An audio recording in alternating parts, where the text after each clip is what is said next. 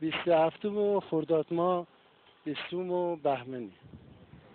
پس با چه احساس امنیتی این خونه زندگی میکنید؟ شاید بعضیا نمیدونن اشتباه کردن، خلاصه ببخشید. خود شما چطورید؟ بفهمید که در این مسابقات چه مقامی هم کسب کردید. بسم الله الرحمن الرحیم. حادثه‌ای که حتی 20 سال پیش هم اتفاق افتاده بود، بعضی از مسئولین ما رو بیدار نکرده. نکردن دیگه. اگه میکردن که اینطور یک کاری میکردن اینطور نمیشد. چه درخواستی به عنوان شهروند شهر آبلی از شهردار دارید؟ از شهردار آبلی درخواست این دارم که کار خوب داشته باشه، خوب بکنه، ایمان داشته باشه، فرق نداره بین ارباب و فقیر و فلان و همه. نمیدونم شما حساب کن چهارباغ چقدر مصرف داره. این آب من چیز غذا میذاره، غذا نمیپزه، نمیدونم علتش چیه. ما 120 من حقوق میگیریم. آبش دیرپزه. آره دیرپزه. 120 من حقوق میگیریم. با این 120 من تا که بریم آب مدنی بخریم بخوریم. حاجی شما بیاییم، شما مصاحبه گرفتیم پیدا بریم. حاجی خودتون رو معرفی فرمایید، بفهمید شغل شما چیه؟ دم داره. فامیلتون رو بگید. رهبر. تو انتخابات شرکت میکنید؟ تو انتخابات ریاست جمهوری شرکت میکنید؟ آره میکردم. از رئیس جمهور چه تقاضایی داری؟ چه کار برای شما بکنه؟ حل بکن. هرکی مردم تو مندن میکردم. متشکرم آقا. مرسی.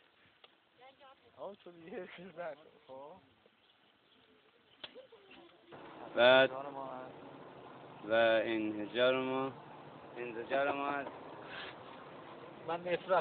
نفرت ما از اسرائیلیا. بذار دوباره من میپرسم، میگم حضور من و شما این سوال دوباره میپرسم ازت، انزجار هم نمیگم، نفرت ما بگو. نفرت ما ازت میپرسم، میگم وظیفه ما چی شده است؟ حضور من و شما در راهپیمایی روز قدس نشانه چیه؟ بگید. این حضور من نشانه وحدت، همبستگی مسلمانان و همچنین نفرت ما نسبت به اسرائیل اشغالگر و استکبار جهان. خب بریم یکم یه جلوتر. دیگه نخند. حضور من و شما در راهپیمایی روز قدس نشانه چیه؟ نشانه نفرت و انزجار و از همبستگی و بعد با هم بودن.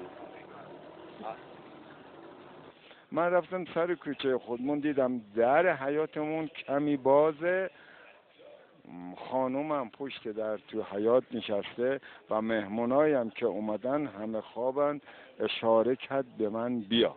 9,600,000 تومان برای محبت سازه از من گرفتن. چه کسی گرفت؟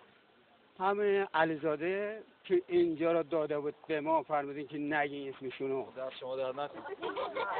کنیم فرمودین چی هستی گرفت؟ شوراها درخواستمون اینه وجدان داشته باشن، فقط وجدان داشته باشن، به مردم رسیدگی کنن. مردم چی رأی میارن میدن، اینا نمیتونن گاوم بترونن.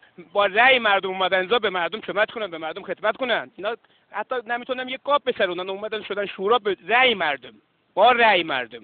خودتون معرفی کنید. من حاجی عبدالله ستوری، پسر منم مکه به دنیا اومده، قبرستان بقیه حد تمتع 9 بارم کربلا رفتم، نوکر امام حسین هستم. آقا سلام علیکم. سلام علیکم. شما میدونید که جمعه آخر ماه مبارک رمضان چه روزیه؟ بله. روز عید فطره. من ببخشید. امیدواریم اون روزی رو شاهد باشیم که فرزند شما توی همین کوچه بغل در حال فوتبال بازی کردن باشه، شاد، با تحرک، و دیگه همچین اتفاقی رو برای هیچ کس توی این شهر و کل استان تهران نمی‌بینیم. شبم یه دفعه می‌بینی آب قطع شد و میگن یا به باغا میدن یا به کجا، من نمیدونم، قطع میشه و حالا ما فوری باید این قابلمه آب گند کنیم بریزیم سر بابای بچه‌ها که چیز نشه. وضعیت آب مناسبی ندارید، یعنی آب آشامیدنی تو لوله‌ها خوب نیست، ولی الان همون پول رو باید اضافه هم نگیم، غیبت نکنیم، تهمت نزنیم، مال مردم رو نخوریم، حجابمون رو رعایت کنیم، جایی که نباید نشون نامحرم بدیم ندیم دیگه. حجاب کامل فقط. خودیاری اصلا نباید میدادن. این یه نفر هول شد رفت داد، بقیه ندارن که بدن، حالا باید چیکار کنن؟ شما اینو با ما بگید. باقی هول نشن نده. بله. شوهرتون کجاست؟ در قید حیات هستن؟ من طلاق داد خال پسر. شوهر کجا بود؟ قبل بابا شوهر بله نسبت.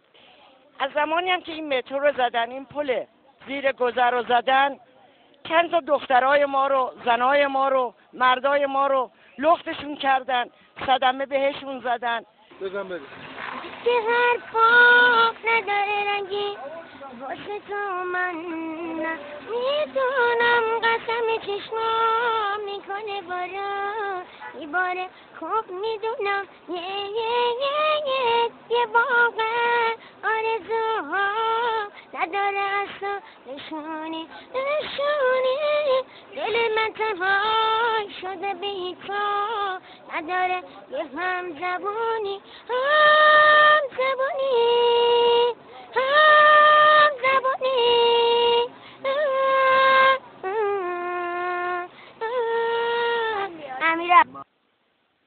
خب به نظر شما آیا شرکت شما در انتخابات میتونه سرنوشت ساز باشه براتون یا اینکه نه مهم نیست؟ زیاد مهم نیست. ایوه یه دور دیگه بخواه یه دفعه دیگه بخواه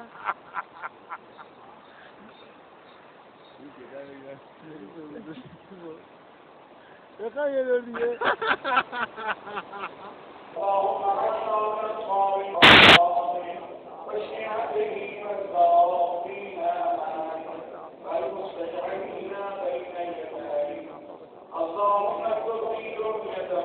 بعد خطر تصادفشون نشون بالا دید نداره اصلا. این پیچی که شما میپیچی دست چپ یا راست نمیدونی وقتی راست میشن کدوم بر باید بپیچی. خیلی